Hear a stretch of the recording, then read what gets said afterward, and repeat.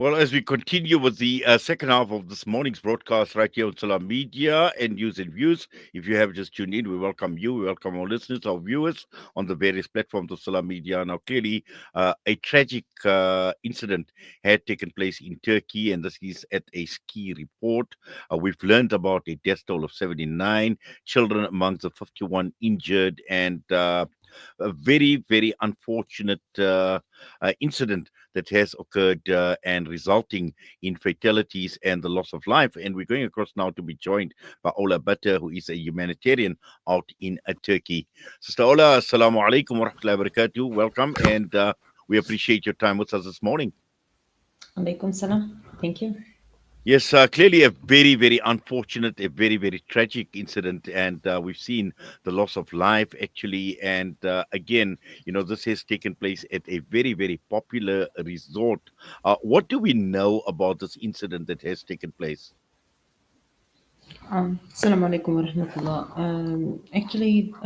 The news about the incident came on maybe Wednesday morning, where we have the news about this ski resort, which is mainly in northwest Turkey, in Bolu city.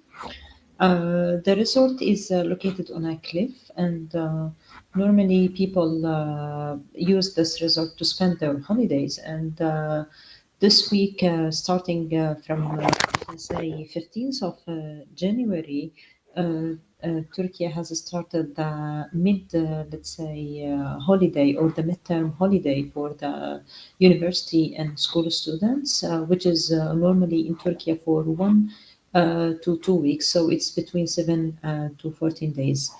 Apparently, the incident has taken place on the 22nd of, we can say, January, or it was the night of the 21st of January, which where most of the people who wanted to spend their holiday, they were actually there in this resort, going to around 359 people were there to spend the holiday there. I mean, it is the midterm holiday that is normally in Turkey.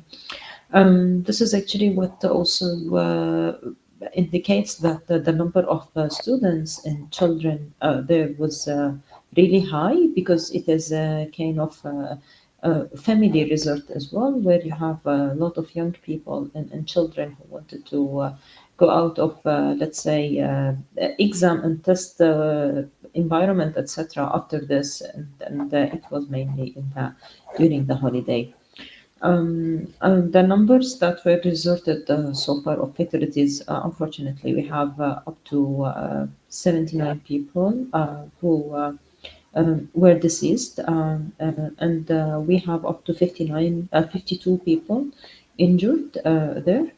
Uh, Among them, actually, we have children. Among the cases that were also deceased, we have people who threw themselves from the window out of the, let's say, fear and out of the panic that they witnessed during this incident. Because apparently, what has taken place is that the fire came out in the upper roof, starting from the kitchen, or it was a kind of cafe in the side of the roof of the hotel. And unfortunately, according to some eyewitnesses from the hotel themselves, they mentioned that the alarm system did not work, and there were kind of also delays, because ambulances and firefight trucks did not arrive very early, according to them. This is according to the eyewitnesses, although there are some news that all let's say, ambulances and firefighting trucks directly headed there.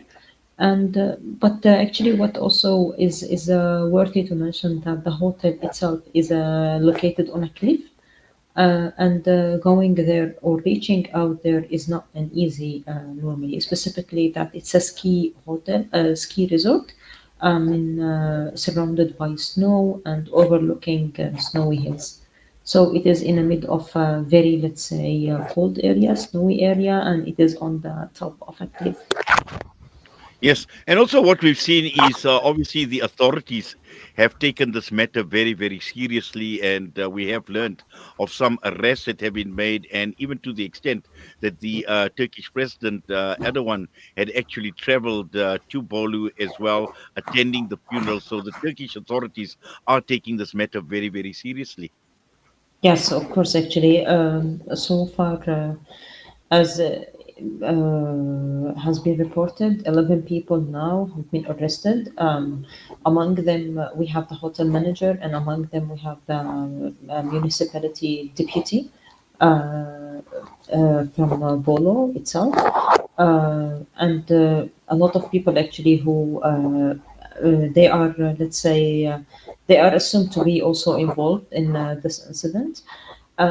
Turkish President Mr. Recep Tayyip Erdogan has paid visit also to Polo on the day of the incident itself. I mean, hours after the incident, and condolences also were, let's say, shared with the families of the deceased people.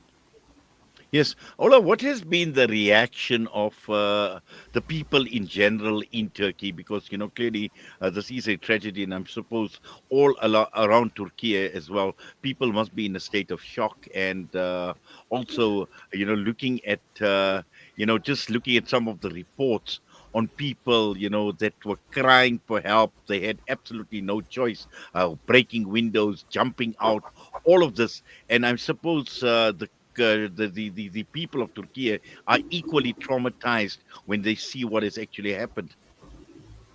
Yes, actually, people were in a shock for what has happened because normally, I mean, these incidents are not reported from Turkey normally. I mean, we don't have such similar incidents from Turkey. I mean, specifically, that Turkey is known as a, let's say, country of tourism. It has high quality services. It provides very high quality, let's say, services, hotels. And it has really one of the best, let's say, scenes for tourism in Turkey. Um, Actually, the reaction from people is a normal. Let's say it's a rage. We can say people are in shock, and they are traumatized and what has happened. And specifically, let's say the family of the deceased people, they are now, let's say, in a kind of shock, and asking what are the reasons why this has happened. I mean, the cases that were discussed there were kind of out of sudden, and this was really shocking to all families. And in general, I mean, public people are not satisfied with this, let's say, services that has been done at the hotel. So we might also expect a kind of more checks on the hotels in general in the region itself, to ensure that all safety measures are taken, because specifically eyewitnesses from the hotel mentioned that the alarm system or the fire alarm, let's say, system was not working, and this has led, let's say, to some cases getting stuck because it was at the early morning or midnight, and people were not able to identify that there was fire because they were sleeping, and some people might have been, choked out of this smoke only that was out of this fire.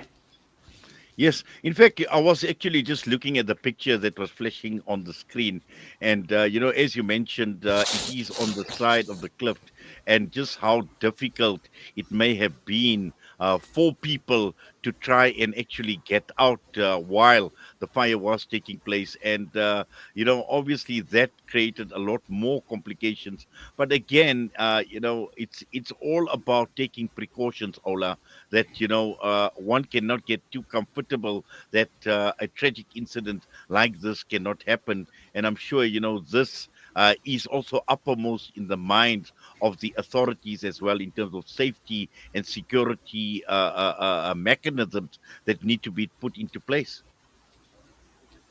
Yes, as I mentioned, there were, let's say, directly some people were arrested, and as far as we heard, also another meeting has taken place to about the, let's say, national safety and security in general, to understand also how these, let's say, incidents or similar incidents to be prohibited, because normally this is out, let's say, if there was enough precaution about this, the incident might not have, let's say, taken place in the location itself.